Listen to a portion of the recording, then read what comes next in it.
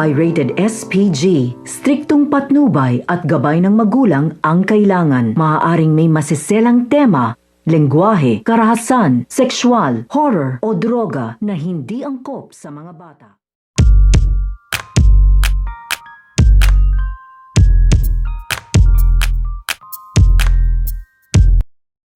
Ang pagligtas niyang tapos Agila at ito nga si Cardo Dalisay dito nga kay Mara dahil makakatanggap nga dito ng tawag ito nga si Cardo Dalisay galing nga dito nga kay Lucas at humihingi nga ito ng tulong dito nga kay Cardo Dalisay dahil ito nga daw si Mara ay natagpuan na nga daw niya at ito nga daw si Armando at ito nga daw si Lolita ang nagtago nga daw dito at pinaslang na nga daw nila dito ito nga daw si Mara at tinapon nga daw ito dito nga daw sa dagat. Kaya kailangan nga daw niya dito ng tulong upang mailigtas nga daw dito ito nga daw si Mara dahil umaasa pa nga dito ito nga si Lucas na nabuhay pa nga daw dito ito nga daw si Mara. Kaya nga ito nga si Cardo ay sinabihan nga dito ang kanyang grupo at bumalik nga sila bago pa nga sila makarating dito nga sa kanilang pakikipagkita dito nga kay Renato at ito nga si Lily. Kaya naman sa kanilang pagdating dito nga sa lugar kung saan nga tinapon ito nga si Mara ay agad-agad nga nila ditong sa halugugin ito nga buong dagat upang makita nga nila dito ito nga si Mara